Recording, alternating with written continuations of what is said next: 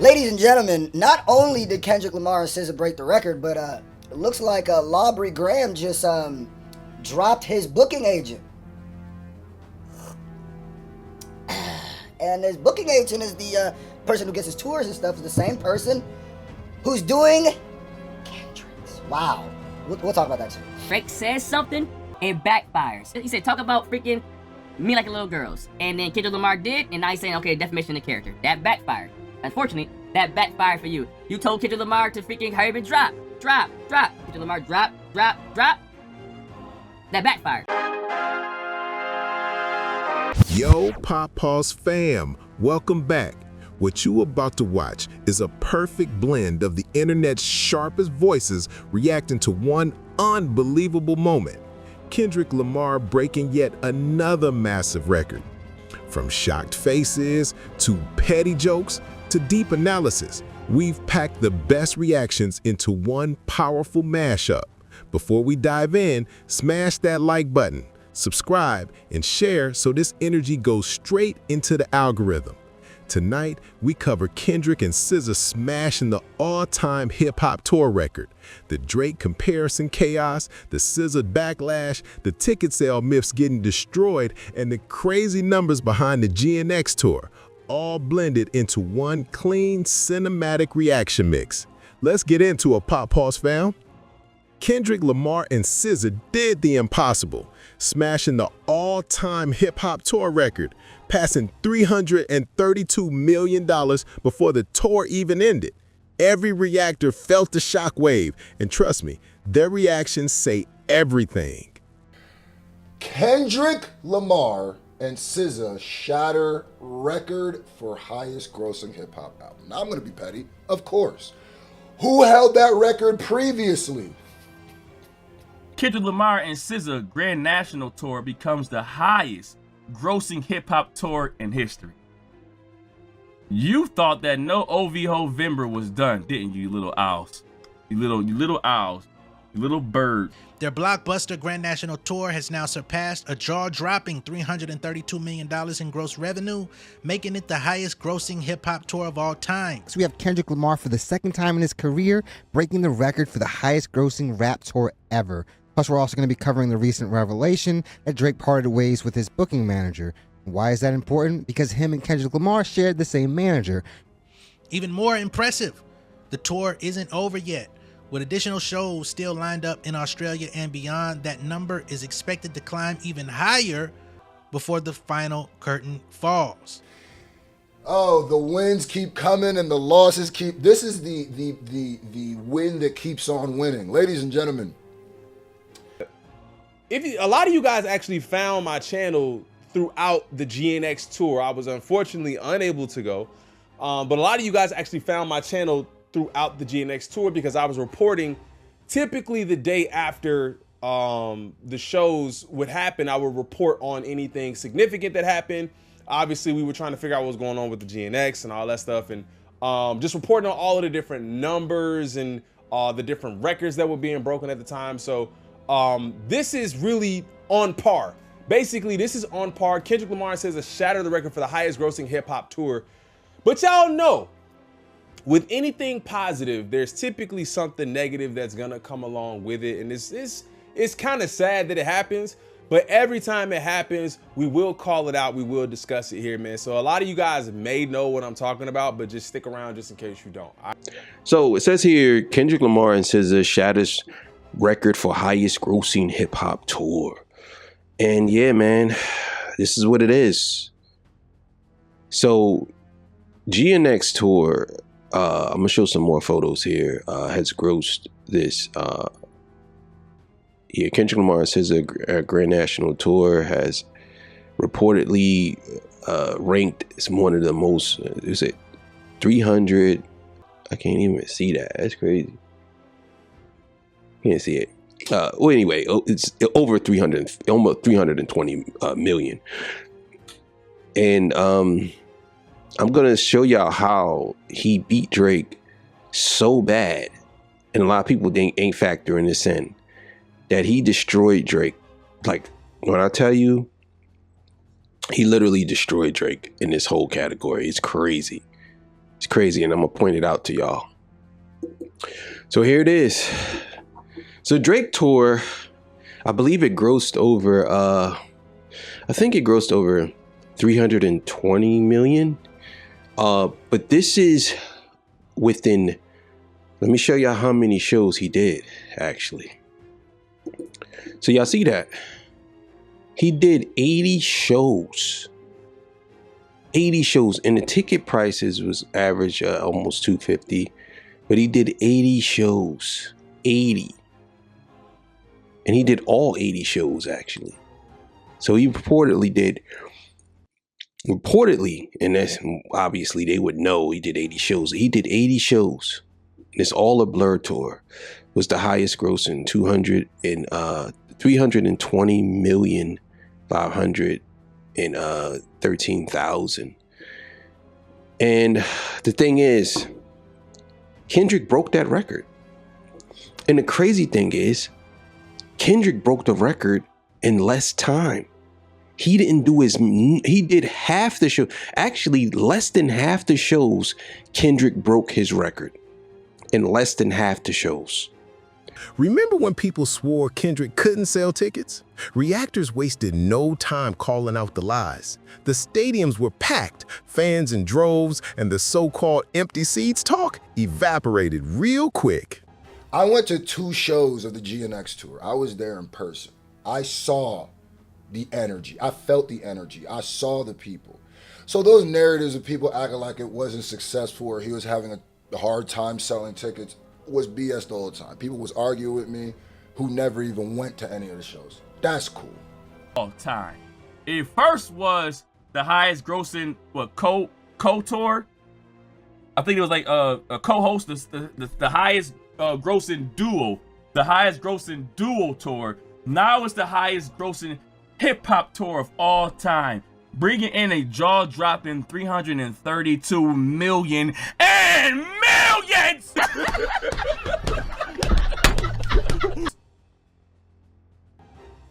of revenue across more than 45 sold-out dates.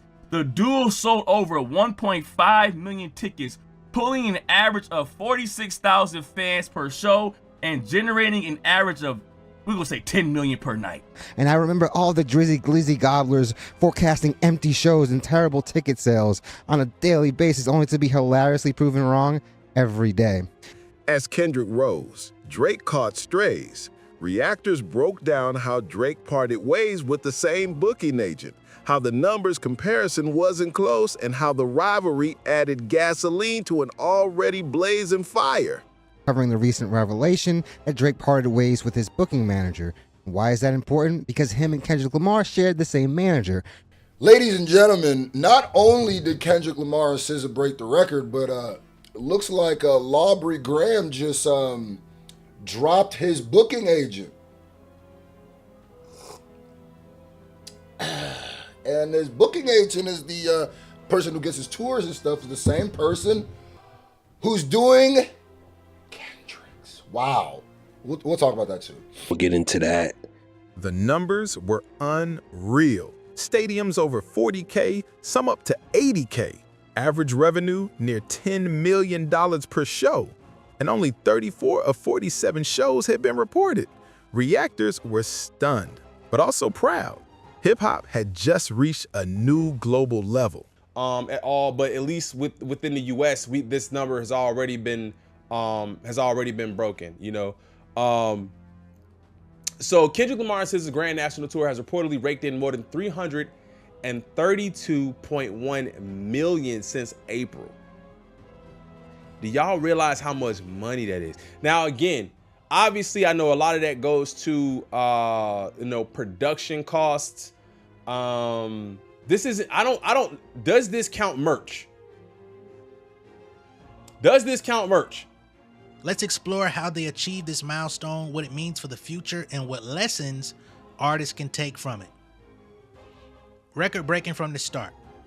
The Grand National Tour launched on April 19, 2025 in Minneapolis, Minnesota, and from the very first show, it was clear this tour would be different. The opening night alone pulled in over $9.1 million in ticket sales, drawing a massive 47,354 fans. That single performance instantly became the highest grossing hip-hop concert in history at the time, a stunning start for a tour that was just getting warmed up. Only weeks later, the duo shattered their own record again in Seattle, grossing nearly $14.8 million for more than 60,000 attendees. These back-to-back record-setting performances showed that the demand for Kendrick and SZA wasn't just high, it was historic. Fans weren't just showing up, they were showing up in droves, and they were ready to invest in a one-of-a-kind live experience. The numbers behind the milestone. After completing just 23 shows in North America, the Grand National Tour had already grossed an incredible $256 million, selling around 1.1 million tickets. That feat alone made it the highest grossing co-headlining tour ever, the joint tour number that we had talked about. So just half the tour, they already shot to the top of co-headlines, surpassing major pop and hip-hop collaborations alike. When the global numbers rolled in, the total jumped to 332.1 million, a figure that places Kendrick and SZA at the very top of the live music world. For context, previous record holders like Drake, Beyonce, Jay-Z, and Travis Scott had all set impressive touring milestones in recent years, yet Kendrick and SZA's partnership managed to eclipse them all. What makes this even more significant is that they achieved it through a hip-hop and R&B fusion, a genre blend that continues to expand beyond its traditional audience. We have the actual numbers, but first let's actually read this caption. It's by XXL Magazine. Kendrick Lamar now holds the distinction of having the highest grossing rap tour of all time, surpassing Drake. On Wednesday, November 12th, Box Score's reporting service Touring Data released the latest numbers for Kendrick Lamar's Grand National Tour. According to their numbers, K-Dot and SZA's massive jaunt has grossed $332.1 million, with only 34 out of the 47 shows being reported thus far. The total comes from the 1.5 million tickets sold and an average attendance of 45,119. And guys, that's like double the capacity of the biggest arenas out there. The numbers have surpassed Drake's 2023 It's All a Blur tour, the previous record holder. Drizzy's tour, which featured 21 Savage, took the top spot after raking in 320.5 million, with a total of 1.3 million tickets sold in 80 shows. Though he performed almost twice as many shows, Drake played arenas as opposed to K-Dot, who mostly performed in stadiums. Here they have why the Grand National Tour works. Several key factors contributed to the tour's success, and they go far beyond simple star power. Two icons, one stage. Kendrick Lamar and SZA are each powerhouse performers with loyal fan bases. Together, their chemistry creates an electric atmosphere that appeals to both hip-hop purists and mainstream pop audiences. Their collaboration feels organic, not manufactured, which resonates with fans seeking authenticity. 2. The power of stadium-scale ambition. Instead of sticking to arenas, the Grand National Tour went big, really big. By booking stadiums across North America and beyond, they maximized both attendance and energy. The large-scale venues amplified the sense of community and spectacle that fans crave. 3. Perfect timing. Both artists arrived at this tour during creative peaks. Kendrick had reestablished himself with bold, introspective projects and high-profile performances, while SZA's dominance in R&B continued to grow thanks to her record-breaking releases. Timing their tour to align with both artists' artistic and cultural momentum was a strategic masterstroke. Not to mention, they both had performed at the Super Bowl right before this thing began. At the end, every reactor agreed this wasn't just a record, it was a cultural shift. Kendrick and SW didn't just win, they raised the bar for what a hip-hop tour can be. Very, very successful, but if you look at these numbers, obviously one is superior, and it's plain to see. And what makes this all that much doper is the fact that Kendrick Lamar was able to do it in half the shows, guys. And let's actually look over some of these comments, because I know some of them are going to be egregious. Coping is going to be crazy. And big shout out to Tupac's Ring, definitely a friend of the channel. They posted all those videos of the show before it started for nothing. And that was hilarious, because they were literally taking video footage of people entering the venue like 2 to 3 hours before the show and claiming that that was the attendance of the show, which was obviously proven wrong night in and night out, like I said in my intro, with tons of footage of packed out stadium after packed out stadium. It was a co-headliner while Drake didn't alone. And I'm pretty sure the high priestess of the Ovihoites meant to say did it alone. But contrary to her BS narrative, Drake had multiple co-headliners, 21 Savage, and obviously having J. Cole, who could do those arenas by himself, obviously helped tremendously, guys. But don't be shy, post the net profit. And this person is a buffoon with the numbers right in front of her. Amazing, amazing, amazing. LOL, so he's going to be chasing Drake accolades for the rest of his life. How is this a Drake accolade if he literally has 2 of the top 5 most successful rap tours ever? This truly is a lost flock of birds. Kendrick went on a world tour and lost millions of listeners. Don't think that's ever happened before. And we have probably 3 of the biggest OVHOIs because instead of streaming the music that they claim they love, they stay under these Kendrick Lamar posts. And this D Suelo, guys, and if you guys don't know, Suelo actually means floor in Spanish. So D Floor over here actually doesn't understand what the Super Bowl bump is. We look at other artists that's performed at the Super Bowl, we see like 400 to 500% increases in their streams. So of course he's gonna lose listeners after something like that, because there's a lot of people that will go in there and check your music out after discovering you for the first time at the Super Bowl. Obviously these guys do not use logic in their arguments, and this is crazy. I was at the show and I actually have clips of how loud and raucous the crowd was. Mine is 4K. It's like 350, around 350 million is the revenue. Now, what other narrative do y'all want to say? What do y'all not see the black cloud? Do y'all OV hoes out there do not see the dark cloud above y'all head? Every time y'all say something, it backfires. It kind of reminds me of who the person y'all worship. The person that Drake says something, it backfires. He said, talk about freaking me like a little girls. And then Kendrick Lamar did, and now he's saying, okay, defamation of character. That backfired.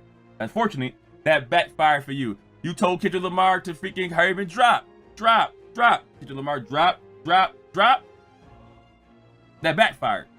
Unfortunate for you. You said that, not Kendrick. You spoke of these things and allowed these things to backfire for you. You said cease and desist are for hoes. That backfired. You a hoe. That backfired. Every time you say something, it backfires to you. Kendrick just open his mouth. Someone give him a Grammy right now. That backfired.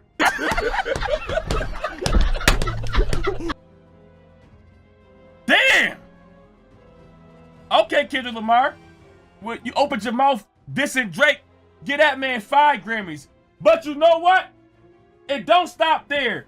You only have 5 nominations, and you gave you 5 Grammys for 5 nominations. Let's do more. Let's do more. We're gonna do 9 nominations now. That backfired. Drake, you said you're dead. You're dead. Backfire! PopPulse fam, wow, what a ride. From shattered records to destroyed narratives to stadium shaking energy, this was one for the history books. Big shout out to all the reactors featured today for bringing their raw, unfiltered passion. If you enjoyed this breakdown, hit that like button, drop a comment, and share this mashup with the culture. This is PopPulse Reacts, where we blend the strongest voices into one powerful reaction experience. See you in the next episode, and as always, stay locked in.